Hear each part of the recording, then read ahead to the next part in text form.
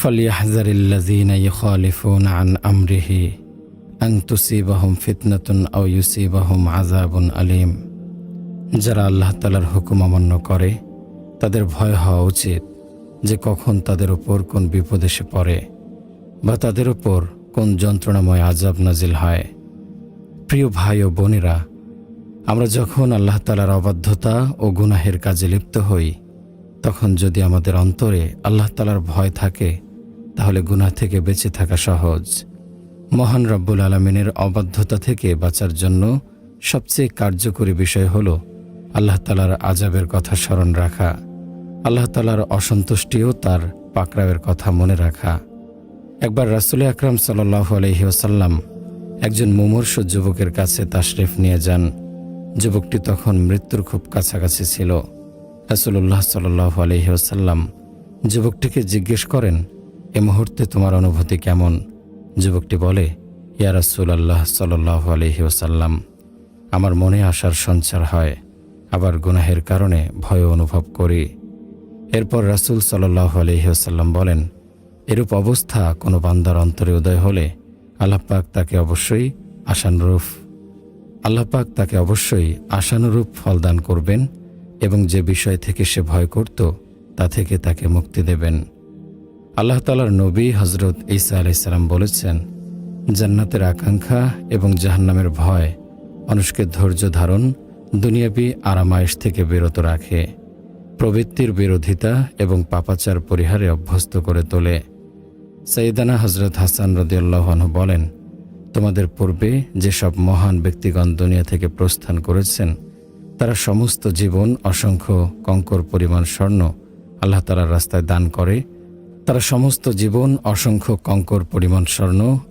রাস্তায় দান করে ও গুনাহের ভয়ে তটস্থ থাকতেন। পরকালে কি হবে তার চিন্তায় অস্থির থাকতেন। প্রিয় নবী হযরত মুহাম্মদ সাল্লাল্লাহু আলাইহি ওয়াসাল্লাম ইরশাদ করেন, আমি যা শুনতে পাই তোমরা কি তা শুনতে পাও? আমি শুনছি আকাশমণ্ডলী কড়কড় আওয়াজ করছে। সে পবিত্র সত্তার কসম যার কুদরতি হাতে আমার জীবন। আসমানে 4 আঙ্গুল পরিমাণ জায়গাও এমন নেই যেখানে কোনো ফেরেশতা মহান আল্লাহ তাআলার সামনে সিজদা অথবা দাঁড়ানো অথবা রুকু অবস্থায় মগ্ন না আছে। আমি যা জানি যদি তোমরা তা জানতে তাহলে অবশ্যই তোমরা অধিক পরিমাণে কাঁদতে এবং হাসি তামাশা করতে না। আর তোমরা জনপদ ছেড়ে পাহাড় পর্বতে চলে যেতে, সেখানে তোমরা আল্লাহ তাআলার ভয়াবহ আযাব গজব থেকে পানাহ চাইতে। তো ভাই, আমরা কেউ বলতে পারি না, বলা সম্ভবও না, পরকালে আল্লাহ তাআলার সামনে আমরা দোষী সাব্যস্ত হব না নির্দোষ। হযরত ওমর ফারুক রাদিয়াল্লাহু আনহু যখন ঘাতকের তরবারির আঘাতে মৃত্যু সজ্জায়, তখন তিনি স্বীয় পুত্রকে বলেন, ওহে, আমার মাথাটিকে মাটির সাথে মিশিয়ে রাখো, জানি না আখিরাতে আমার কি পরিণতি হবে। সেদিন যদি আল্লাহ তাআলা আমাকে রহম না করেন তাহলে আমার কোনো উপায় নেই। একথা শুনে হযরত আব্দুল্লাহ ইবনে আব্বাস রাদিয়াল্লাহু আনহু তাকে বলেন, হে আমিরুল মুমিনিন, আপনি ভীত সন্ত্রস্ত হচ্ছেন কেন? আপনি একজন মহান বিজেতা। আল্লাহ তাআলা আপনার দ্বারা প্রচুর এলাকা মুসলমানদের হাতে এনে দিয়েছে, বহু শহর আপনার দ্বারা আবাদ করিয়েছেন। এছাড়াও ইসলাম ও মুসলমানদের আরও অনেক উপকার আপনার দ্বারা সাধিত হয়েছে। এরপর হযরত ওমর রাদিয়াল্লাহু আনহু বলেন, আমি শুধু নাজাতটুকু পেতে চাই, কোনো অপরাধে যেন ধরা না পড়ি। ইমাম হযরত জাইনুল আবেদিন রহমতুল্লাহি আলাইহি যখন ওযু শেষ করে দাঁড়াতেন তখন থরথর করে কাঁপতে থাকতেন। এর কারণ জিজ্ঞেস করা হলে তিনি বলতেন, তোমরা কি জানো না আমি কত বড় মহান সত্তার দরবারে দণ্ডায়মান হব এবং তার কাছে একান্তে আবেদন করব, মাফ চাব। প্রিয় ভাই ও বোনেরা, এ ছিল আল্লাহ তাআলার প্রিয় বান্দাদের অবস্থা। তাদের তুলনায় আমরা কিছুই না। এরপরও আমাদের অন্তরে ভয়ের লেশ মাত্র নেই। হাসি তামাশায় কাটিয়ে দেয়া এ জীবনে আমরা একবারও স্মরণ করি না মৃত্যুকে। সেখানে আমার কোনো ইচ্ছা শক্তি কাজে আসবে না। মৃত্যুর কাছে অসহায়ভাবে আত্মসমর্পণ করা আমাদের জন্য নির্ধারিত। হারিয়ে যাব মাটির গভীরে, শরীরের হাড়গুলো বিচ্ছিন্ন হয়ে খসে পড়বে, কবরের গরম হাড়গুলোকে মোমের মতো গলিয়ে দেবে। সুতরাং সাবধান, মৃত্যু আসবেই। মৃত্যু থেকে আমরা গাফেল হলে কি হবে? মৃত্যু তো আমাদের ভোলে না। তাই আসুন আমাদের প্রতি সবচেয়ে বেশি অনুগ্রহশীল যিনি, সে মহান আল্লাহ তাআলার পথে চলি। আজ আমরা শয়তানের গোলাম হয়ে তার পথে ছুটছি, অথচ সে পথ জাহান্নামে নিয়ে যাচ্ছে। আমরা আমাদের পরকালকে রক্ষা করি। আল্লাহ আমাদের রক্ষা করুন, আমিন। ঘটনাটি বালাকোট অঞ্চলের। শহরের কিছু বাসিন্দা রমজান মাসে অভিজাত একটি হোটেলে নাচগানের আয়োজন করল। দেশ বিখ্যাত নর্তকী আনা হলো, নামকরা শিল্পী আনা হলো। পবিত্র রমজান মাস, মদ আর উলঙ্গ নৃত্যের মজলিস তখন পুরা গরম। এ আল্লাহ তাআলার বান্দাদের না পবিত্র রমজান মাসের কথা স্মরণ আছে, না নিজেরা রোজা রেখেছে। তাদের মনে আসেনি এ রমজান মাস মাগফিরাতের, রহমতের ও নাজাতের মাস। এ মাসে মহান আল্লাহ রব্বুল আলামিন বান্দার জন্য রহমতের দরজা খুলে দেন, মাগফিরাতের দরজা খুলে দেন, জাহান্নামের আযাব থেকে মুক্তি দেন। অথচ এই মানুষগুলো উল্টো আল্লাহ রব্বুল আলামিনের ক্রোধকে ডেকে আনলো। মজলিস চলছে, নর্তকী নাচছে, শিল্পী গান গাইছে, পেয়ালার পর পেয়ালা মদ শূন্য হয়ে যাচ্ছে। ভাবখানা এমন যে জীবন আর কদিনের ফুর্তি করে নাও। আল্লাহ রব্বুল আলামিনের ক্রোধকে তারা ডেকে আনলো। আল্লাহ তাআলা জমিনকে আদেশ দেন, জমিন কেঁপে উঠল। এক পাহাড়ের সাথে আর এক পাহাড়ের টক্কর, শুরু হয়ে যায় আল্লাহ তাআলার গজব। সে 5 তারকা হোটেলটি ভূমিকম্পের এক ঝাটকায় সমুদ্রে গিয়ে পড়ল। কিছুক্ষণ পূর্বেও যেখানে শত শত প্রাণের স্পন্দন ছিল, আনন্দ ফুর্তিতে মাতাল ছিল, কয়েক মুহূর্তের ব্যবধানে তা অসতর্ক বান্দাদের জন্য শিক্ষার এক উপকরণ হয়ে রইল। এরপরও যদি আমরা সাবধান না হই, নিজেদের নিয়ন্ত্রণ না করি, তাহলে আমরা আল্লাহ তাআলার রহমানুর রহিমের নামের সাথে তিনি যে জব্বার, কাহার, তা জানা হয়ে যাবে। উম্মুল মুমিনিন হযরত আয়েশা রাদিয়াল্লাহু আনহাকে ভূমিকম্প বা সুনামি সম্পর্কে জিজ্ঞেস করা হলে তিনি বলেন, ঈমানদার মুসলমানদের জন্য এটা হলো শিক্ষা, আর কাফেরদের জন্য এটা হলো আযাব। মানুষের অবাধ্যতা সীমা ছাড়িয়ে গেলে আল্লাহ তাআলার ক্রোধ ভূমিকম্প, ঘূর্ণিঝড় হয়ে আমাদের উপর পড়ে। আল্লাহ তাআলা আমাদেরকে মাফ করুন, আমিন। মহান রব্বুল আলামিন তার প্রিয় হাবিবকে আমাদের জন্য রহমত স্বরূপ প্রেরণ করেছেন। আল্লাহ তাআলা আমাদেরকে তার জীবন আদর্শ গ্রহণ করার জন্য বলেছেন। হযরত রাসূলুল্লাহ সাল্লাল্লাহু আলাইহি ওয়াসাল্লাম উম্মতের জন্য কেঁদেছেন, রক্তাক্ত হয়েছেন। এরপরও উম্মতের মুক্তির চিন্তায় পেরেশান ছিলেন। তার চাইতে দয়ালু কোনো মানুষ পৃথিবীতে আসেনি। রাসূলুল্লাহ সাল্লাল্লাহু আলাইহি ওয়াসাল্লাম এ উম্মতের প্রতিটা নারী পুরুষের জন্য কেঁদেছেন। এ উম্মতের প্রতিটা নারী ও পুরুষের মুক্তি চিন্তায় প্রিয় রাসূল সাল্লাল্লাহু আলাইহি ওয়াসাল্লাম দীর্ঘ 23 বছর কষ্ট করেছেন, কেঁদেছেন। অথচ আজ আমরা তার আদর্শকে জবাই করছি। এই পৃথিবীতে এমন একজন মা কি আছে যে সন্তানের জন্য 23 বছর বা 23 মাস কেঁদেছে? অথচ প্রিয় নবী সাল্লাল্লাহু আলাইহি ওয়াসাল্লাম তার উম্মতের মুক্তির জন্য 23 বছর কেঁদেছেন। আমরা তার উম্মত, কি মর্যাদা দিলাম আমরা সে মহান দয়ালু মানুষটির পবিত্র চোখের পানির? আমরা কি মর্যাদা দিলাম সে প্রিয় নবী সাল্লাল্লাহু আলাইহি ওয়াসাল্লামের পবিত্র রক্তের, যা তিনি আমাদেরকে জাহান্নাম থেকে জান্নাতের পথে ফিরিয়ে আনতে ঝরিয়েছেন? আফসোস মুসলমান, আজ আমরা কোথায় দৌড়াচ্ছি? সে দয়ার নবীর আদর্শ ছেড়ে আমরা ছুটছি অভিশপ্ত অন্য মতবাদের দিকে। এসব মতবাদ, আদর্শ কি দুনিয়ায় কোনো শান্তি কায়েম করতে পেরেছে কোনো কালে? পারেনি। এসব নাপাক মতবাদ শুধু তৈরি করেছে বিভেদ আর হিংসা ও ধ্বংসের তুফান। আমার কষ্ট হয় যখন দেখি মুসলমানের সন্তানরা কার্ল মার্কস, মাও সেতুং আর লেনিনের নামে স্লোগান তুলে মহান আল্লাহ ও তার রাসূল সাল্লাল্লাহু আলাইহি ওয়াসাল্লামকে গালি দেয়, মসজিদ মাদ্রাসার বিরুদ্ধে, দ্বীনের বিরুদ্ধে ষড়যন্ত্র করে। অথচ এ ছেলেগুলোই সে ছোট্টবেলায় যখন মক্তবে যেত, আলিফ বা তা পড়ত, পিতামাতা কত খুশি হতো। সন্তানটি পবিত্র কোরআনের প্রথম সবক নিত, তখন ধার্মিক পিতার কি আনন্দ, বাজার থেকে মিষ্টি এনে সবাইকে খাওয়াতো। অথচ সে সন্তানই আজ কাফেরদের চক্রান্তে পড়ে পবিত্র কোরআন শরীফকে অস্বীকার করছে, হারিয়ে ফেলছে নিজেদের স্বকীয়তা। এ কারণেই আজ মুসলমানরা পৃথিবীর বুকে অপমানিত, লাঞ্ছিত। যতদিন মুসলমানরা প্রিয় রাসূল সাল্লাল্লাহু আলাইহি ওয়াসাল্লামের আদর্শকে মনে প্রাণে গ্রহণ করেছিল, বিশ্ব ছিল তাদের পদানত। অর্ধ পৃথিবীরও বেশি অঞ্চল ছিল তাদের হাতের মুঠোয়। আজ পৃথিবীর মুসলমানরা যখন নবীর আদর্শকে ভুলে গেল, দাওয়াত ভুলে গেল, দুনিয়ার মোহে পড়ে নিজেদেরকে কাফিরদের রঙে রঙিন করল, তখন থেকেই শুরু হলো পতন। আমাদের দুর্বলতার সুযোগে ইংরেজ বেনিয়ারা 200 বছর আমাদের রক্ত চুষে গেল। আমাদের তাহজিব তামাদ্দুনকে, শিক্ষা ব্যবস্থাকে ছিন্ন ভিন্ন করে দিয়ে গেল। সে দুর্ভোগ আমাদের এখনো কুড়ে কুড়ে খাচ্ছে। বিশ্বের মুসলমানরা আজ দিশেহারা, হাহুতাশ করছে, মুক্তির পথ খুঁজছে। আরে ভাই, মুক্তি তো রয়েছে আমাদের চোখের সামনেই। পথ তো একটাই, তা হলো মুহাম্মদ সাল্লাল্লাহু আলাইহি ওয়াসাল্লামের আদর্শ অনুসরণ, অনুকরণ। যে পথে আমরা ফিরে পাবো হারানো সম্মান, ফিরে পাবো শান্তি ও মুক্তির পথ। তা কিভাবে করতে হবে তিনি তা নিজে করে দেখিয়ে দিয়েছেন। দাওয়াতের মাধ্যমে বাধা এসেছে, হামলা হয়েছে, ধৈর্য ধরেছেন কয়েক বছর। নির্যাতনের চরম মুহূর্তে আল্লাহ তাআলার নির্দেশে প্রতিরোধের জন্য তরবারিও ধরতে হয়েছিল। আমরা মনে করি দিন ইসলাম খুব সহজেই কায়েম হয়ে যাবে। ঘরে বসে থাকলাম, 5 ওয়াক্ত নামাজ পড়লাম, সংসার সামলালাম, তো আমার দায়িত্ব শেষ। না ভাই, আমার দায়িত্ব শেষ হয়নি। দায়িত্বে কিছুই পালন করিনি। দিন যদি এত সহজই হতো তাহলে রাসূলুল্লাহ সাল্লাল্লাহু আলাইহি ওয়াসাল্লাম রক্তাক্ত হতেন না, উহুদ যুদ্ধে দাঁত মোবারক শহীদ হতো না, দিন প্রচারে গিয়ে 70 জন মুবাল্লিগ সাহাবী শহীদ হতেন না। ইতিহাস সাক্ষী, রাসূলুল্লাহ সাল্লাল্লাহু আলাইহি ওয়াসাল্লামের জীবনী পড়ুন, দেখুন তিনি দিনের জন্য কত কষ্ট করেছেন। মক্কার অলিগলি ঘুরে মানুষের দুয়ারে দুয়ারে গিয়ে ইসলামের দাওয়াত দিয়েছেন। বলেছেন, তোমরা এক আল্লাহ তাআলার ইবাদত করো, আমি আল্লাহ তাআলার বার্তাবাহক। হাতে গড়ায় পাথরের মূর্তির পূজা করো না।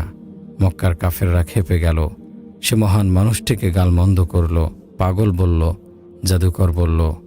যারা মুসলমান হয়েছিল তাদের উপর নির্যাতন চালালো, হযরত সুমাইয়াকে শহীদ করল। রাসূল সাল্লাল্লাহু আলাইহি ওয়াসাল্লাম তায়েফে যান, সেখানে কাফেররা তাকে পাথর মেরে রক্তাক্ত করল। আল্লাহ তাআলার রাসূল তাও দাওয়াতি কাজ বন্ধ করলেন না। এক সময়ে দাওয়াতের কারণে ঈমানদারের সংখ্যা বাড়তে থাকে। কাফেররাও নির্যাতনের মাত্রা বাড়িয়ে দিল। এক পর্যায়ে তারা রাসূলুল্লাহ সাল্লাল্লাহু আলাইহি ওয়াসাল্লামকে হত্যার সিদ্ধান্ত নিল। আল্লাহ তাআলার পক্ষ থেকে হুকুম হলো, হে নবী, আপনি হিজরত করুন মদিনায়। মদিনার বহু ভাগ্যবান পূর্বে ইসলামের ছায়াতলে আশ্রয় নিয়েছিলেন। আল্লাহ তাআলার রাসূল সাল্লাল্লাহু আলাইহি ওয়াসাল্লাম বন্ধু হযরত আবু বকর রাদিয়াল্লাহু আনহুকে সাথে নিয়ে মদিনায় হিজরত করেন। দিনের কাজ এগিয়ে চলল, সেখানেও বাধা এলো। মদিনার ইহুদিরা চক্রান্ত শুরু করল। মদিনার ইহুদিরা মক্কার কাফেরদের সাথে যোগাযোগ করে মুসলমানদেরকে নিশ্চিহ্ন করার সিদ্ধান্ত নিল। রাসূল সাল্লাল্লাহু আলাইহি ওয়াসাল্লাম ধৈর্য ধরে ইসলামের দাওয়াত অব্যাহত রাখেন। বাড়তে থাকল মুসলমানের সংখ্যা। কুফফার শক্তির সহ্য হল না। মক্কার কাফেররা মদিনার দিকে মার্চ করল মুসলমানদের চিরতরে খতম করার উদ্দেশ্যে। রাসূল সাল্লাল্লাহু আলাইহি ওয়াসাল্লাম খবর পেলেন, তারপরও তিনি ধৈর্য ধরলেন। এমন সময় আল্লাহ রাব্বুল আলামিন নির্দেশ দেন, হে নবী, জিহাদ করুন, প্রতিরোধ করুন। বদরের ময়দানে 313 জন সাহাবী নিয়ে আল্লাহর রাসূল সাল্লাল্লাহু আলাইহি ওয়াসাল্লাম কাফেরদের মোকাবেলায় হাজির হলেন। সে সময়ও রাসূলুল্লাহ সাল্লাল্লাহু আলাইহি ওয়াসাল্লাম মহান আল্লাহ তাআলার দরবারে সিজদায় পড়ে কেঁদেছেন, বলেছেন, আল্লাহ তোমার দিনকে বিজয় করো। উম্মতের জন্য কেঁদেছেন, উম্মতের বিজয়ের জন্য কেঁদেছেন। কারণ সেদিন যদি মুসলমানরা পরাজিত হতো তাহলে ইসলামের জ্বলন্ত মশালকে কাফেররা নিভিয়ে দিতে চেষ্টা করত। আর এই দাওয়াতি মিশন থেমে গেলে পথহারায় উম্মতের কী উপায় হতো? হে মুসলমান, শোনো, ইতিহাস বলা আমার উদ্দেশ্য নয়। আমার উদ্দেশ্য হলো এই কথা বোঝানো যে উম্মতের মুক্তির জন্য প্রিয় নবী সাল্লাল্লাহু আলাইহি ওয়াসাল্লাম কত ত্যাগ স্বীকার করেছেন, আমাদের জন্য কেঁদেছেন, অথচ আমরা তার অকৃতজ্ঞ উম্মত। আমরা তার পবিত্র চোখের পানির অমর্যাদা করছি, তার পবিত্র রক্তের অমর্যাদা করছি। হে মুসলমান, আমি বলি ১৫০০ বছর পূর্বের মদিনার দিকে তাকিয়ে দেখো। তিনি এমন এক মহান মানুষ যার জন্য সারা পৃথিবী কোরবান। সে মহান বার্তাবাহক মুহাম্মদুর রাসূলুল্লাহ সাল্লাল্লাহু আলাইহি ওয়াসাল্লাম। পৃথিবীর যেখানেই পা রাখেন সেখানেই শান্তির সুবাতাস বইতে থাকে। তিনি তার পবিত্র মাথা যেখানে রাখেন সেখানেই সমুদ্রের তলদেশ পর্যন্ত ফুলবাগানে রূপান্তরিত হয়। যিনি মাটির পৃথিবীতে জান্নাত জাহান্নাম দেখতে পান, আল্লাহ তাআলার প্রিয়তম দোস্ত, যার মর্যাদার দ্যুতি সমগ্র জগৎ থেকে শুরু করে প্রথম আসমান, দ্বিতীয় আসমান, তৃতীয়, চতুর্থ, পঞ্চম, ষষ্ঠ থেকে সপ্তম আকাশ। এরপর সিদরাতুল মুনতাহা, এরপর আরশে মুআল্লা। এখানেই শেষ নয় তার মঞ্জিল। তার পথ তো সে পর্যন্ত যেখানে ৭০,০০০ নূরের পর্দা উন্মোচিত হয়ে ধীরে ধীরে মহান রব্বুল আলামিনের সাথে সাক্ষাৎ। প্রিয় ভাই, প্রিয় বোন, এত মহান যার মর্যাদা, তিনি প্রিয় নবী সাল্লাল্লাহু আলাইহি ওয়াসাল্লাম আপনার আমার জন্য মদিনায় বসে কেঁদেছেন। তিনি আমাদের জন্য এতই কাঁদতেন যে তার চোখের জলে দাঁড়িয়ে ভিজে যেত বক্ষ মোবারক। তিনি আরাফায় কেঁদেছেন, মিনায় কেঁদেছেন, বাইতুল্লায় কেঁদেছেন। মধ্যরাতে তার কান্নায় জোশ উঠে যেত আরশে আজিমেও। কেঁদে কেঁদে তিনি বলতেন, হে আল্লাহ। হযরত ইব্রাহিম আলাইহিসসালাম বলতেন, মাফ করে দাও। ঈসা আলাইহিসসালাম বলেছিলেন, মাফ করে দাও। হে আল্লাহ, আমিও বলছি, উম্মতি উম্মতি, আমার উম্মতকে ক্ষমা করে দাও, আমার উম্মতকে ক্ষমা করে দাও। এ কথা বলে তিনি এমনভাবে কাঁদতেন, হযরত জিবরাইল আলাইহিসসালাম ছুটে আসতেন, বলতেন, আল্লাহ তাআলা জিজ্ঞেস করেছেন, হে নবী, আপনার কি হয়েছে? রাসূল সাল্লাল্লাহু আলাইহি ওয়াসাল্লাম বলেন, আমার গুনাহগার উম্মতের ভাবনা আমাকে কাঁদাচ্ছে। জবাবে আল্লাহ পাক বলতেন, কাঁদতে হবে না আপনাকে, আমি আপনার উম্মতের ব্যাপারে খুশি করে দেব। প্রিয় ভাই ও বোনেরা, আসুন আমরা একটু ভেবে দেখি আমরা কি করছি। যিনি আমাদের মুক্তির জন্য এত কেঁদেছেন, এতটা পেরেশান ছিলেন, এতটা ভেবেছেন, তার আদর্শকে ভুলে গেছি। আমাদের অন্তর যদি মরে গিয়ে না থাকে, আমাদের অন্তর যদি পাথর না হয়ে থাকে, আমরা যদি বিবেকবান হয়ে থাকি, তাহলে অন্তর অবশ্যই বলবে আমরা যা করছি সবই ভুল। আজ আমরা যা করছি মুসলমান হিসেবে তা আমাদের জীবনের লক্ষ্য হতে পারে না। এই যে আমরা আমাদের জীবন ধারণ পদ্ধতিতে বিজাতীয় কালচার লালন করছি, ইসলামী শরীয়তের সাথে এর কি কোনো সম্পর্ক আছে? এই যে বিয়ে শাদিতে গায়ে হলুদের নামে হিন্দুয়ানি সংস্কৃতি পালন করছি, মেহেদি উৎসবের নামে উলঙ্গপনা করছি, জন্মদিন পালনের নামে হাজার হাজার টাকার অপচয় করছি, মৃত্যুবার্ষিকীর নামে ওরস করছি, মাজারের নামে শিরক করছি, কবরে আগরবাতি মোমবাতি জ্বালিয়ে যা করছি তা তো পরিষ্কার শিরক। আজ তো দেখা যায় মাজারগুলোতে নারী পুরুষ বেপর্দা হয়ে গান বাজনা করছে, সিজদা করছে, মাজারের নামে মানত করছে। এসব শিরক আজ দেদারসে পালন হচ্ছে। সরল প্রাণ মুসলমানেরা এসব ভণ্ডদের খপ্পরে পড়ে ঈমান আমল সব বরবাদ করছে। সাবধান মুসলমান।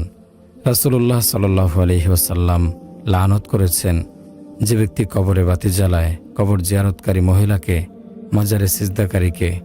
আপনারা এসব করে রাসূলুল্লাহ সাল্লাল্লাহু আলাইহি ওয়াসাল্লামের লানতের মধ্যে পড়বেন না। আল্লাহ তাআলার সাথে শিরক করে নিজেকে অভিশপ্ত বানাবেন না। নিজের ঈমান আমলকে হেফাজত করুন। সেদিনের কথা ভাবুন যেদিন আপনাকে মহান আল্লাহ তাআলার সামনে দাঁড়াতে হবে, জবাব দিতে হবে প্রতিটা কাজের, প্রতিটা সেকেন্ডের জবাব দিতেই হবে। কি জবাব দেব? জীবনে কত পাপ করেছি, শিরক করেছি, আল্লাহ তাআলার কাছে না চেয়েছি মৃত আত্মার কাছে, আল্লাহ রাব্বুল আলামিনকে সিজদা না করে করেছি মৃত পীরকে। আজ কিছু কিছু অতি উৎসাহী মানুষ মাজার কবরকে ইবাদতের স্থান বানিয়ে নিয়েছে। মাজারকে আলোকিত করে মোমবাতি জ্বালিয়ে, মাজারকে সুবাসিত করে আগরবাতি আর গোলাপ জল দিয়ে। হায় মূর্খ, অন্যের কবরে বাতি না জ্বালিয়ে নিজের কবরের চিন্তা করো। চিন্তা করে দেখো নিজের কবরকে আলোকিত করার মতো আমল তোমার কামাই হয়েছে কিনা, নিজের কবর সুবাসিত করার রসদ তোমার অর্জন হয়েছে কিনা। যদি না হয়ে থাকে তাহলে কি লাভ অন্যের কবরে মোমবাতি জ্বালিয়ে আলোকিত করে? সে কঠিন হাসরের দিনে তোমার কৃতকর্মের জবাব তোমাকেই দিতে হবে। নিজের আমল যদি শূন্য থাকে তাহলে পীর সেদিন তোমাকে কোনো উপকারী করতে পারবে না। অথচ এই পীর তোমাকে টেনে নিয়ে গেছে শিরকের পথে। সেদিন তোমার আমল তোমাকে বাঁচাবে, কেউ তোমাকে রক্ষা করতে আসবে না। সেদিন সবাই নিজেকে নিয়ে পেরেশান থাকবে। সেখানে সবাই একাকী হবে।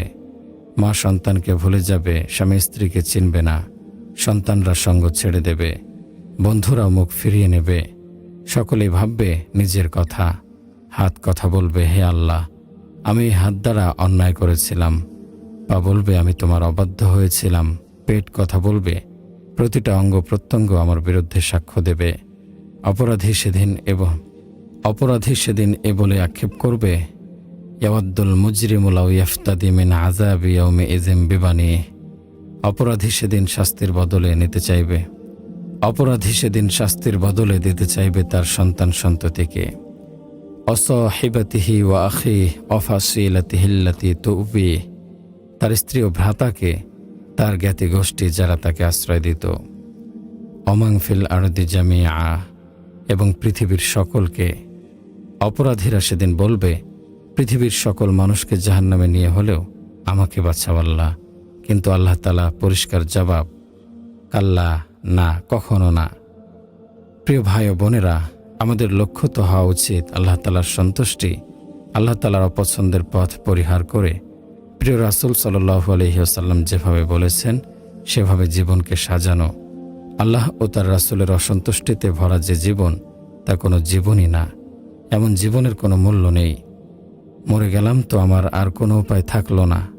আমলবিহীন কবরে যাওয়া মানে নিজেকে জাহান্নামের ইন্ধন বানানো। তাই সকলের উচিত পরকালের পুঁজি সংগ্রহ করে কবরে যাওয়া। মহান রব্বুল আলামিন পরম দয়ালু, তিনি বান্দার সব কিছুই জানেন। তার কাছে আত্মসমর্পণ করে নিজেকে পরকালের জন্য প্রস্তুত করাই আমাদের মূল কাজ।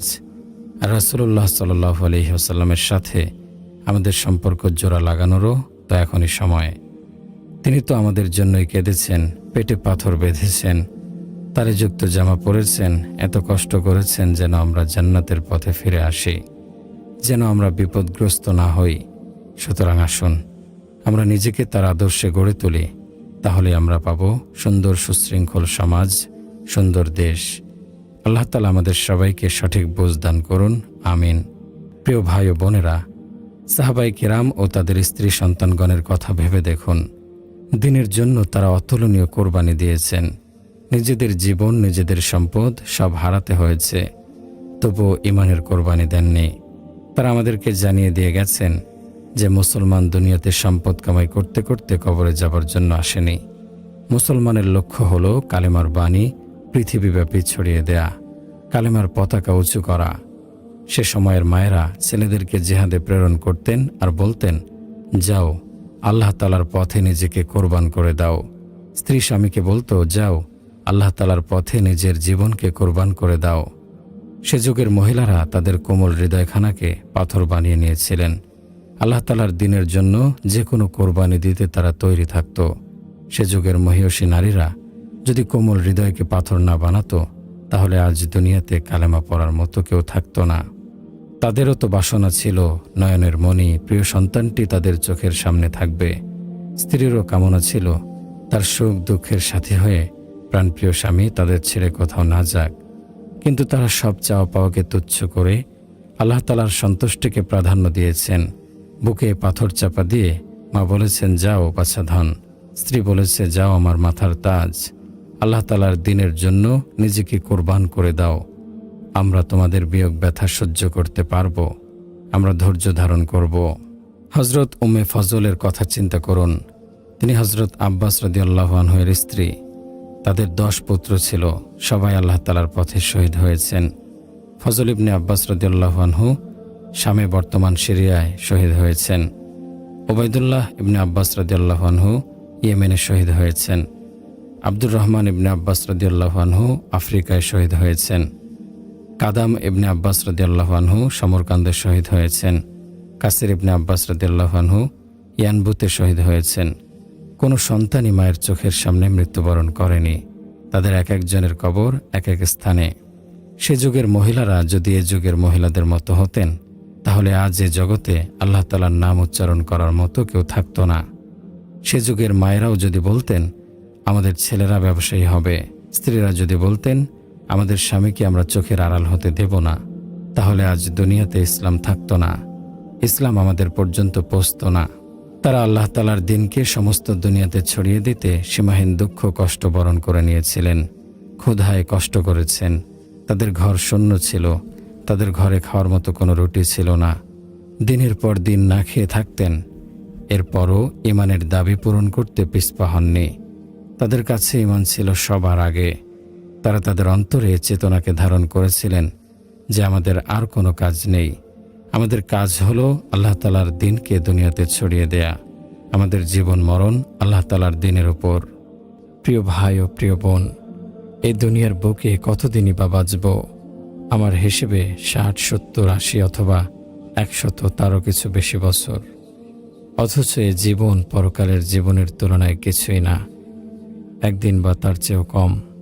অথচ আমরা একটা দিনে আল্লাহ তাআলাকে ছেড়ে পড়ে আছি দুনিয়ার ধান্দায়, সময় পার করছি নারীর পেছনে, গাড়ি বাড়ি সম্পদের পেছনে। আরে আমরা তো দুনিয়া কামাই করছি না, করছি আল্লাহ তাআলার দেয়া জীবনের অপচয়। এ হাত, এ চোখ, কান, এ জবান, এ পা, অঙ্গ প্রত্যঙ্গ সবকিছুকে অপব্যবহার করছি আমরা। হয়তো প্রশ্ন আসতে পারে কিভাবে? তাহলে শুনুন, মুয়াজ্জিন যখন 5 ওয়াক্ত নামাজের জন্য আমাদের ডাকে, কতভাবে, কত সুন্দর আওয়াজে আমাদের আহ্বান করে, আল্লাহু আকবার, আল্লাহ সবচেয়ে বড়, তিনি মহান স্রষ্টা, তিনি সর্বশক্তিমান। মুয়াজ্জিন ডাকতে থাকে, আশহাদু আল্লা ইলাহা ইল্লাল্লাহ, আল্লাহ ছাড়া কোনো ইলাহ নেই। আমরা শুনি না, একদিনও না। যদি শুনতাম তাহলে মসজিদে যাই না কেন? কাবার দিকে মুখ ফিরাই না কেন? আফসোস। মুয়াজ্জিন বলতে থাকে, আশহাদু আন্না মুহাম্মাদার রাসূলুল্লাহ, আমি সাক্ষ্য দিচ্ছি মুহাম্মদ সাল্লাল্লাহু আলাইহি ওয়াসাল্লাম আল্লাহ তাআলার রাসূল। বলুন তো, তাহলে আমরা আজ তাকে দোজাহানের বাদশাহ, প্রিয় নবী, আল্লাহ তাআলার প্রিয় হাবিব, মানুষের সবচেয়ে বড় কল্যাণকামী মুহাম্মদ সাল্লাল্লাহু আলাইহি ওয়াসাল্লামের দেখানো পথ ছেড়ে কোথায় যাচ্ছি? আমরা কি কথা ভুলে গেছি যে প্রিয় নবী সাল্লাল্লাহু আলাইহি ওয়াসাল্লাম আমাদের জন্য, আমাদের মুক্তির জন্য কত কষ্ট করেছেন? আমাদের জন্য পৃথিবীর মাটিকে নিজের বুকের রক্তে লাল করেছেন। আমরা কি জানি না আমাদের মুক্তির জন্য পাথরের আঘাতে আঘাতে রক্তাক্ত হয়েছেন? আমরা কি করে এমন মঙ্গলাকাঙ্ক্ষীর কথা ভুলে যাব, যিনি আমাদের চিরস্থায়ী মঙ্গলের জন্য দিনের পর দিন অনাহারে ছিলেন, রাতের পর রাত কাটিয়েছেন নির্ঘুম, সিজদায় পড়ে সারা রাত কাঁদতেন আল্লাহর দরবারে। সে তো আমাদেরই জন্য। আমাদের কত দুর্ভাগ্য, আমরা আজ কল্যাণের পথ ছেড়ে ধ্বংসের পথে হাঁটছি। মুয়াজ্জিন ডাকছে, হাইয়া আলাস সালাহ, এসো নামাজে এসো, হাইয়া আলাল ফালাহ, এসো সফলতার দিকে এসো। আমরা শুনছি না, কেয়ার করছি না। আমাদের স্পর্ধায় আকাশের জমিনের সব ফেরেশতাগণ হতবাক। আমাদের অহংকার দেখে, আমাদের বেয়াদবি দেখে স্তব্ধ আকাশ, মাটি, পাহাড়, সাগর। আজ আমরা মসজিদ ছেড়ে কোথায় সফলতা খুঁজি? বাজারে, দোকানে, বিলাসবহুল বাংলোতে, সচিবালয়ে? কোথায় কোথায় সে সফলতা? দেশের প্রধানমন্ত্রী হলে কি আপনি পেয়ে গেলেন সফলতা? অনেকগুলো সার্টিফিকেট আর টাকার পাহাড়ে চড়ে কি মনে করছেন আপনি সফল? বলুন তো, এই সফলতা কতদিনের জন্য, কত শতাব্দীর জন্য? কয় শত বছর ধরে আমি থাকতে পারবো পৃথিবীতে? না। হায়, আমরা কত অবুঝ, কত অবদ্ধ, বেপরোয়া, কত বোকা। আমরা অনন্ত আনন্দময় সে জীবনের সফলতাকে গ্রহণ না করে কুড়িয়ে নিচ্ছি দুনিয়ার দুদিনের সফলতা, যার স্বাদ গ্রহণ করতে না করতেই জীবনের চাকা থেমে যায়। সেদিন আমার কোনো বন্ধু থাকবে না নেক আমলগুলো ছাড়া। রোজ হাসরের সে অচেনা মাঠে আফসোসের সীমা থাকবে না। দুনিয়ার জীবনের কথা মনে করে কাঁদব, আফসোস করে বলবো, হায় আমি কি করে এসেছি, কি নিয়ে মহাপরীক্ষার জন্য হাজির হয়েছি। আমি তো ধ্বংস হয়ে গেছি, শয়তানের ধোকায় পড়ে নিজেকে বরবাদ করেছি। কি লাভ হবে সেদিন এসব চিন্তায়, অনর্থক কান্নায়? এ কান্নার প্রয়োজন তো হলো দুনিয়ার জিন্দেগিতে। আল্লাহ পাক তো বলেছেন, আমার হুকুমের খাঁচায় নিজেকে বন্দী করো, আর আমার হাবিবের আদর্শে, তার তরিকায় সোনালি শিকলে নিজেকে বাঁধো। আজ আমরা নির্বোধের মতো কি করছি? শয়তানের ধোকায় পড়ে স্বাধীনতার স্বাদ নিতে গিয়ে সর্বনাশ করছি। আমরা আজ শয়তানের ধোকায় পড়ে আহত, রক্তাক্ত, স্বাধীনতার নামে শিরক করছি, জিনা করছি, চগলখুরি করছি, নামাজ রোজা ছেড়ে দিয়েছি, সম্পদ কমে যাবে এ ভয়ে জাকাতও দিচ্ছি না। আমরা গুনাহকে গুনাহ মনে করছি না, সুদ ঘুষকে হালাল করে নিয়েছি। চুরি, ডাকাতি, খুন, ধর্ষণ সবই তো আমাদের দ্বারা হচ্ছে। কোনো পাপই তো আমরা ছাড়ছি না। আমরা কিভাবে, কোন সাহসে আল্লাহ তাআলার আযাব গজব থেকে নির্ভয় হয়ে আছি? মনে রাখবেন, এই ধৃষ্টতার জবাব আমায় দিতে হবে। সেদিন দাঁড়াতে হবে আসামির কাঠগড়ায়, উত্তপ্ত সূর্যের নিচে। এ পাপ আমাকে সেদিন নিক্ষেপ করবে ঘাম, পৌজ আর দূষিত রক্তের সমুদ্রে। সেদিন কাঁদব, বাঁচাও বাঁচাও বলে চিৎকার করব, ক্ষমা চাইব আল্লাহ তাআলার কাছে, কি লাভ হবে? আমার কান্না বিফলে যাবে।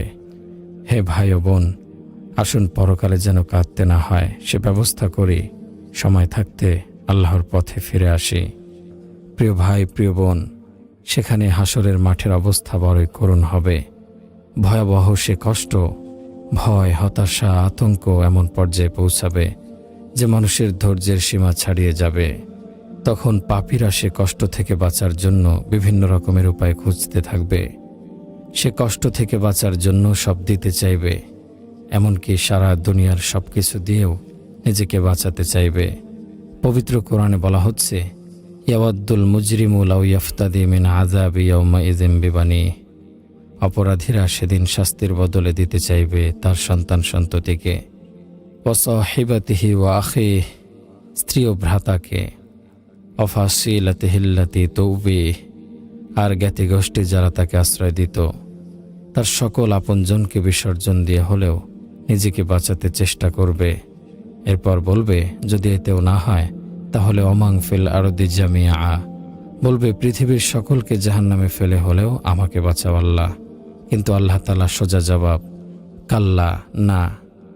এমন ভয়াবহ দিনের কথা তো আল্লাহ পাক রব্বুল আলামিন পবিত্র কোরআনুল কারীমের মাধ্যমে আমাদের জানিয়েছিলেন। আমরা তার গুরুত্ব দেইনি, গুরুত্ব দিলেও সে অনুযায়ী আমল করিনি, যার কারণে আমরা পরকালের মহাপরীক্ষায় উত্তীর্ণ হতে পারব কিনা জানি না। আমরা অল্প সময় পৃথিবীতে অবস্থান করে কত কাণ্ডই না করে যাচ্ছি। সম্পদের আর টাকার অহংকারে আমাদের পা যেন মাটিতে পড়তে চায় না। পেশি বহুল দেহটা নিয়ে আমরা কতই না অহংকার, সুন্দর চেহারা আর বংশমর্যাদা নিয়ে আমরা বহুত গর্ব করি।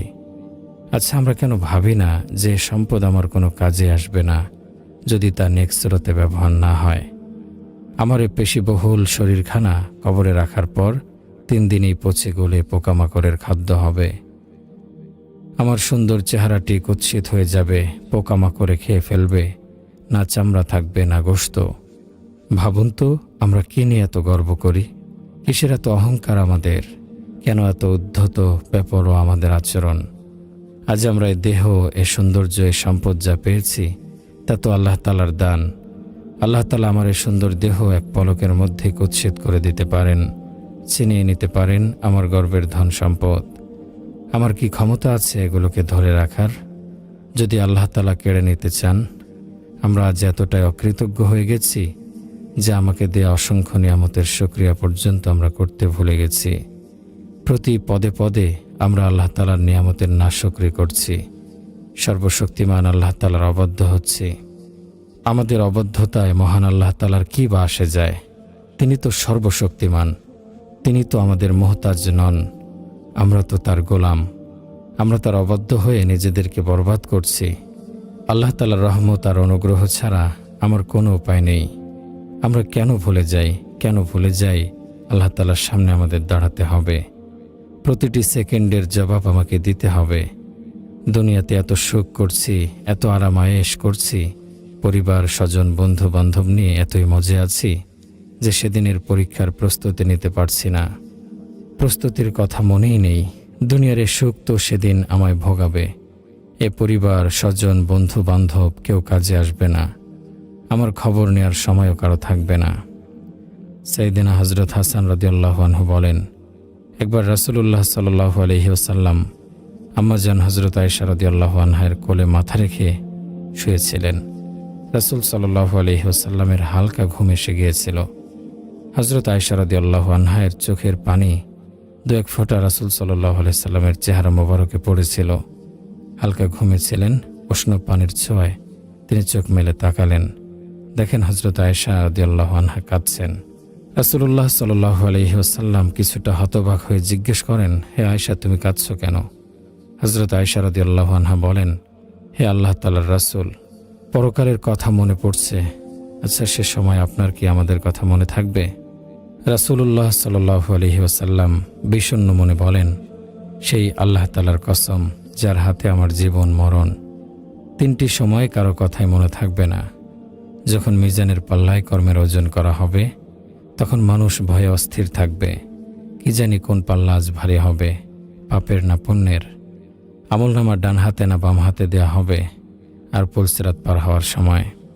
আম্মাজান হজরত আয়েশা রাদিয়াল্লাহু আনহা বলেন, আমি রাসূলুল্লাহ সাল্লাল্লাহু আলাইহি ওয়াসাল্লামকে বলতে শুনেছি, হাসরের দিনে মানুষকে খালি পা নগ্ন দেহে জমা করা হবে।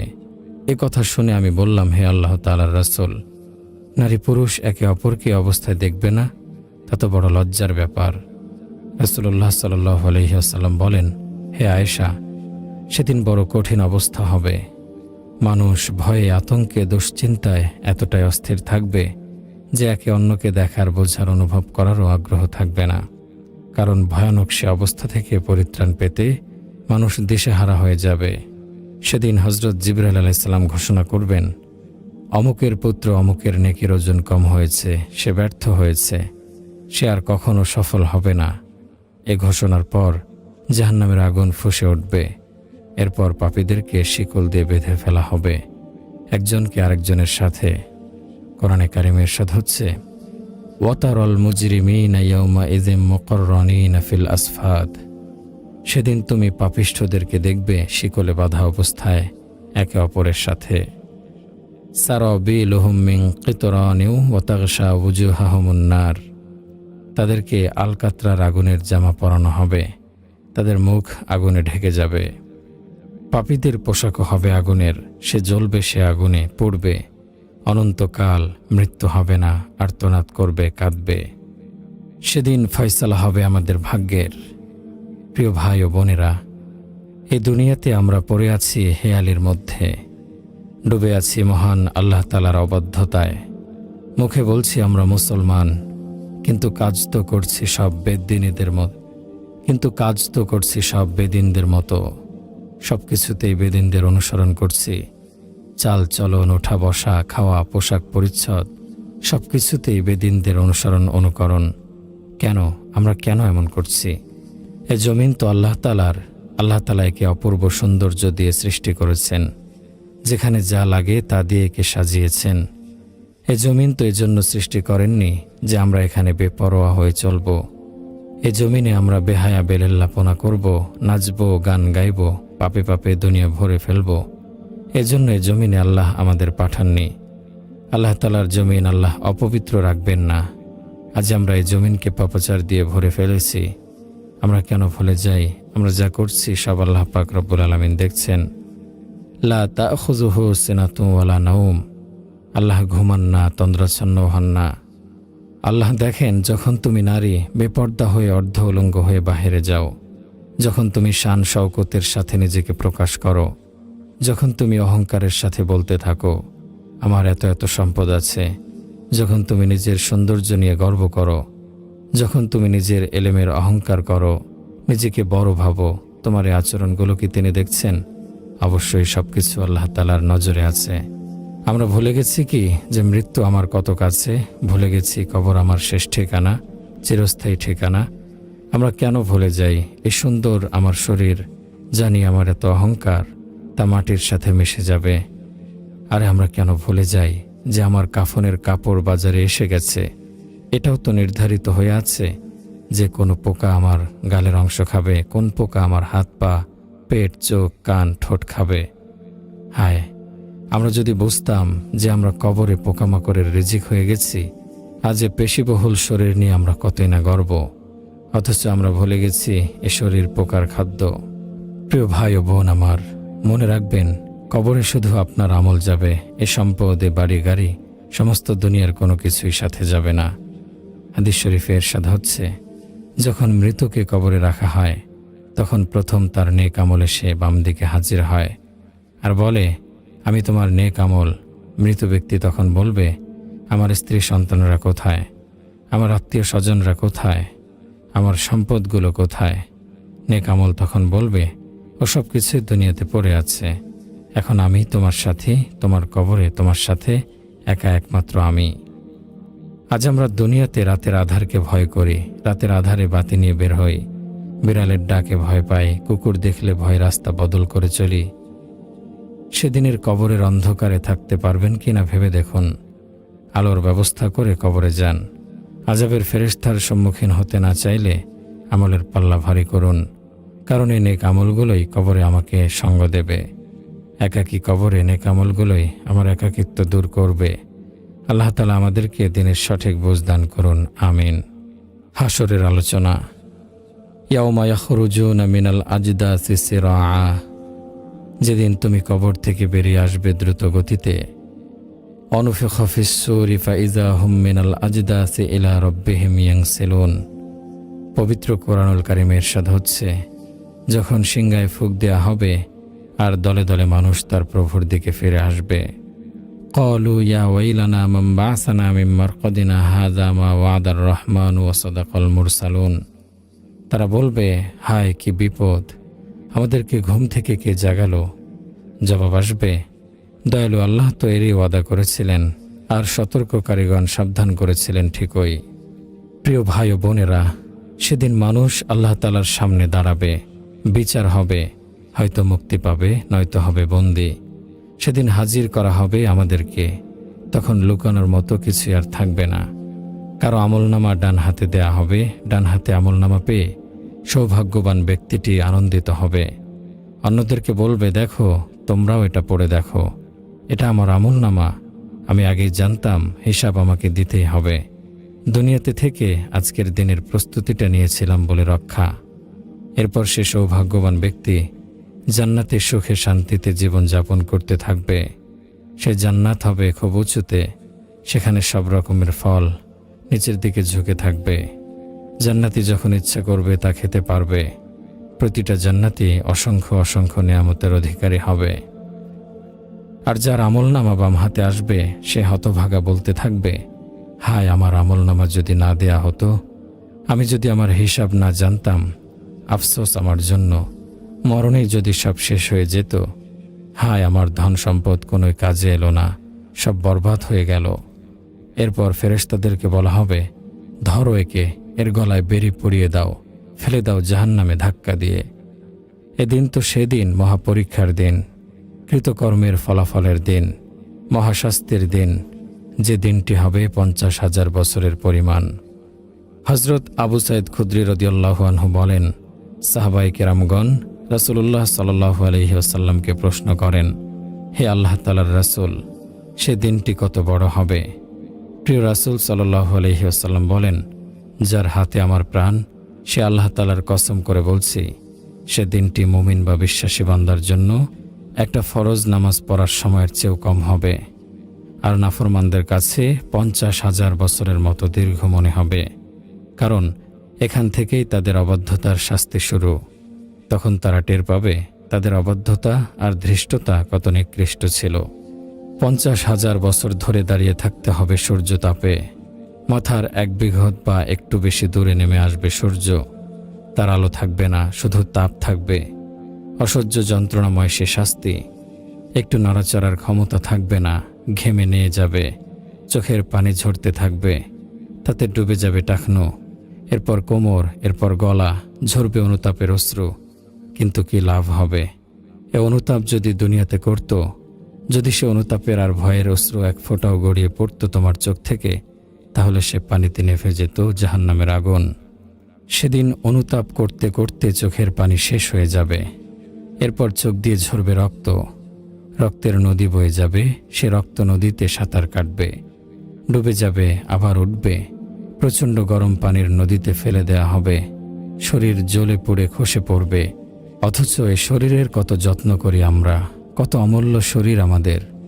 এ শরীরের জন্য হালাল হারাম বাছবিচার করি না, চুরি করি, মিথ্যা বলি, সুদ ঘুষ বাদ দেই না এ শরীরের আরামের জন্য। নিজেকে বড় করার জন্য অন্যকে ছোট করি, গীবত করি। ঘুষের টাকায় আমাদের কত বিলাসিতা, ঘুষের কারি কারি টাকা কামাই করে আমাদের আজ কত অহংকার। আল্লাহ পাক সেই দিন যখন জিজ্ঞেস করবেন, হে বান্দা, আমার দেয়া নিয়ামত ভোগ করে আমার সাথে অন্যকে অংশীদার করতে, দুনিয়াতে তো তুমি বড় বড় সর্দার, মাতবর, উজির নাজির নিয়ে দম্ভ করে চলতে, যা ইচ্ছা তাই করতে।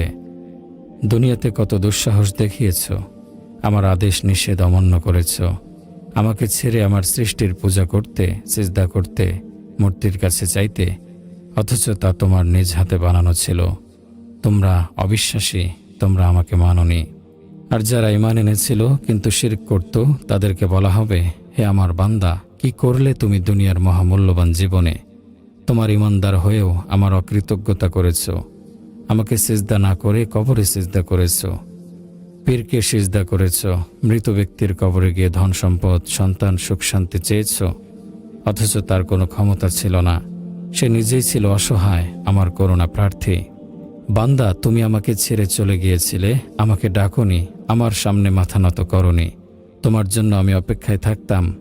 আমার বড় আকাঙ্ক্ষা ছিল তুমি আমার হবে, আমার কাছে মাথা নত করবে, আমার জিকির করবে, আমাকেই শুধু ডাকবে সমস্ত বিপদ আপদে, সুখে দুঃখে, চাইবে আমার কাছে।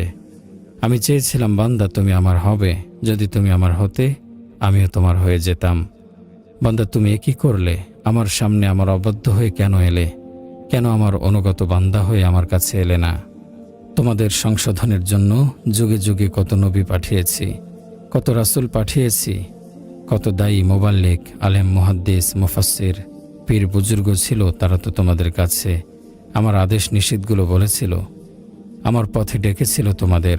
তোমরা এলে না, বুঝলে না, তাদের কথা শুনলে না, কারো কথা অবহেলা করলে, ঠাট্টা করলে, অস্বীকার করলে, অথচ তাদের কাছে ছিল প্রকাশ্য প্রমাণ, অকাট্য দলিল।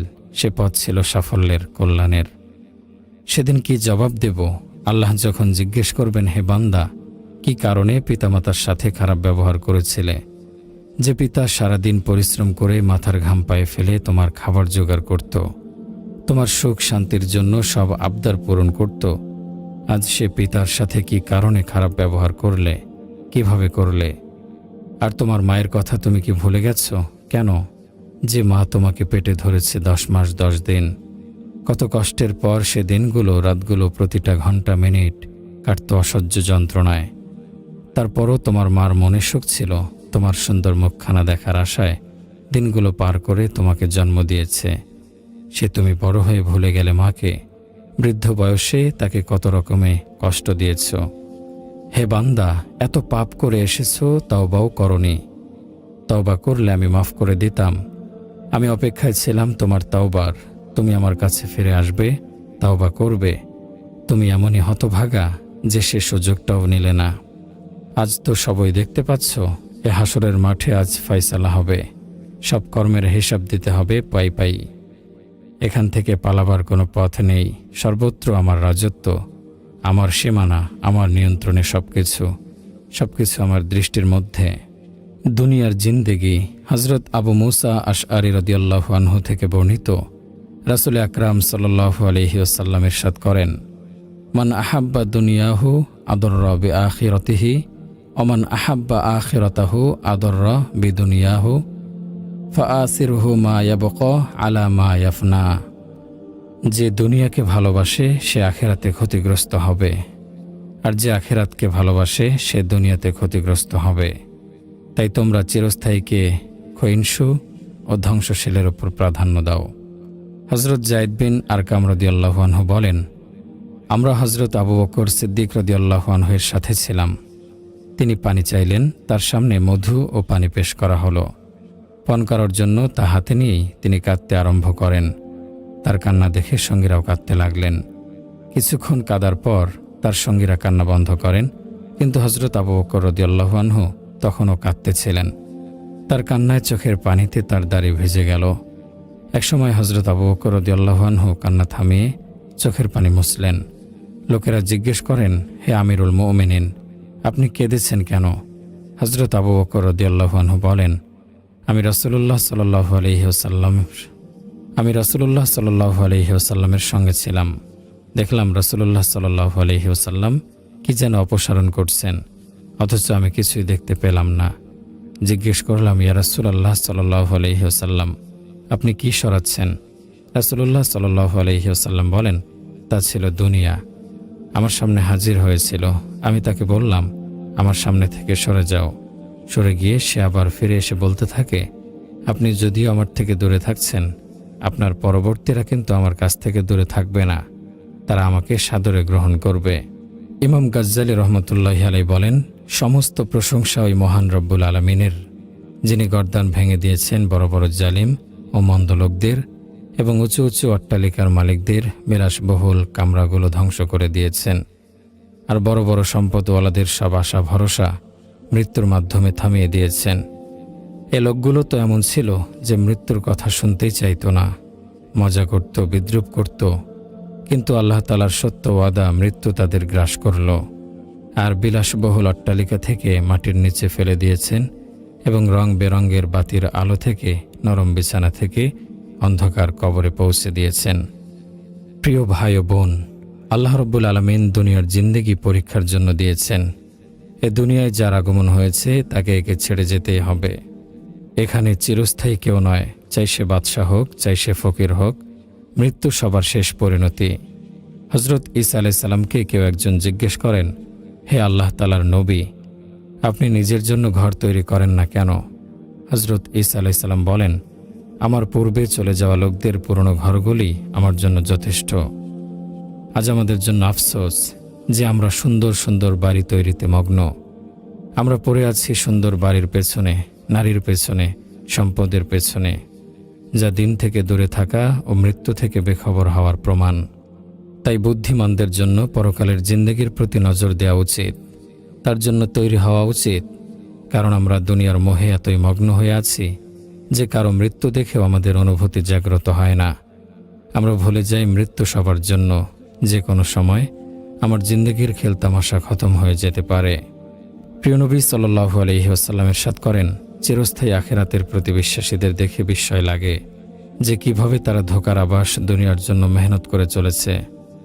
বর্ণিত আছে, একদিন প্রিয় নবী সাল্লাল্লাহু আলাইহি ওয়াসাল্লাম এক আবর্জনার স্তূপের ওপর দাঁড়িয়ে বলতে লাগলেন, দুনিয়াদার, দুনিয়ার দিকে আসো। এ বলে তিনি ময়লার স্তূপের ভেতর হাত প্রবেশ করিয়ে একটি পচা অংশ তুলে আনলেন, যাতে পুরনো হাড্ডিসমূহ ছিল।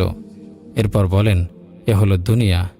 এর দ্বারা তিনি বোঝাতে চেয়েছেন যে দুনিয়ার যত রং রূপ আছে তা অচিরে পচন ধরবে, পচা আবর্জনার খণ্ডের মতো। এ সুন্দর শরীর অচিরেই হাড্ডি আর হাড্ডিতে পরিণত হবে। হজরত আবু হুরায়রা রাদিয়াল্লাহু তাআলা আনহু বলেন, রাসূলুল্লাহ সাল্লাল্লাহু আলাইহি ওয়াসাল্লাম বলেছেন, হে আবু হুরায়রা, আমি কি তোমাকে দুনিয়া ও দুনিয়ার মধ্যে যা কিছু আছে সব দেখিয়ে দেব? আবু হুরায়রা রাদিয়াল্লাহু আনহু বলেন, জি হ্যাঁ, ইয়া রাসূলুল্লাহ সাল্লাল্লাহু আলাইহি ওয়াসাল্লাম। রাসূলুল্লাহ সাল্লাল্লাহু আলাইহি ওয়াসাল্লাম এরপর আমার হাত ধরে মদিনার এক উপত্যকায় নিয়ে যান, যেখানে আবর্জনার একটা স্তূপ পড়েছিল। তা ছিল মাথার খুলি, পচা গলা পুরনো বস্ত্র ও কঙ্কালের স্তূপ। রাসূলুল্লাহ সাল্লাল্লাহু আলাইহি ওয়াসাল্লাম বলেন, হে আবু হুরায়রা, এ মাথার খুলিগুলোতেও তোমাদের মতো কত লালসা, কত রকমের আশা পোষণ করত। আজ দেখো তা হাড্ডিসার হয়ে পড়ে আছে, তাদের চামড়াগুলো মাটি হয়ে গেছে।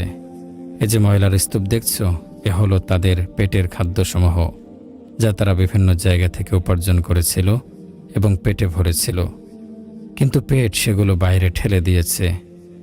আজ মানুষ তাদের দেখে ঘৃণা করে। আজ যে জীর্ণ কাপড়গুলো হচ্ছে তাদের পোশাক, যা তাদের শরীরের সৌন্দর্য বৃদ্ধি করত, আজ তা বাতাসে উড়িয়ে নিয়ে যাচ্ছে। এসে কঙ্কাল, যার উপর ভর করে কত শহর বন্দর চষে বেরিয়েছিল। দুনিয়ার এই পরিণতির জন্য কারো যদি কাঁদতে ইচ্ছা হয়, তাহলে এ করুণ দশা দেখে সত্যি কাঁদা উচিত। হযরত আবু হুরায়রা রাদিয়াল্লাহু আনহু বলেন, রাসূল পাক সাল্লাল্লাহু আলাইহি ওয়াসাল্লামের এ কথা শুনে আমাদের মধ্যে কান্নার রোল পড়ে গেল। হযরত লোকমান আলাইহিস সালাম সে পুত্রকে বলেছিলেন, হে প্রিয় বৎস, আখেরাতের স্বার্থে তুমি দুনিয়াকে বিক্রি করে দাও, তাহলে দুনিয়া ও আখেরাত উভয়টিতেই তুমি লাভবান হবে। কিন্তু দুনিয়ার স্বার্থে আখেরাতকে বিক্রি করো না, তাহলে দুনিয়া ও আখেরাত দুটিতেই ক্ষতিগ্রস্ত হবে। হযরত আনাস রাদিয়াল্লাহু আনহু থেকে বর্ণিত, রাসূল পাক সাল্লাল্লাহু আলাইহি ওয়াসাল্লাম বলেছেন, আকসিরু মিন যিকরিল মাউতি ফাইন্নাহু ইউমাহিদুয যুনুবা ওয়া ইউযহিদু ফিদ দুনিয়া। তোমরা মৃত্যুকে অধিক পরিমাণে স্মরণ করো, কেননা মৃত্যুর চিন্তা পাপকে বিলুপ্ত করে দেয়, দুনিয়ার প্রতি অন্তরে ঘৃণা জন্মায়। হযরত আব্দুল্লাহ ইবনে আব্বাস রাদিয়াল্লাহু আনহু বলেছেন, রব্বুল আলামিন দুনিয়াকে 3 ভাগ করেছেন, এক ভাগ মুমিনের জন্য, এক ভাগ মুনাফিকের জন্য, এক ভাগ কাফেরের জন্য। তাই মুমিন নিজের পরকালের পুঁজি সংগ্রহে ব্যস্ত, মুনাফিক বিলাস সামগ্রীর অন্বেষণে ব্যস্ত, আর কাফের ভোগে ব্যস্ত। হজরত হাসান বসরি রহমতুল্লাহি আলাই বলেন, আল্লাহ তাআলার কসম, বনি ইসরায়েলেরা যে মূর্তি পূজায় লিপ্ত হয়েছিল তার একমাত্র কারণ ছিল দুনিয়ার মোহাব্বত। মহান আল্লাহ তাআলা আমাদের সবাইকে সঠিক বুঝ দান করে আমাদের কবুল করুন, আমিন।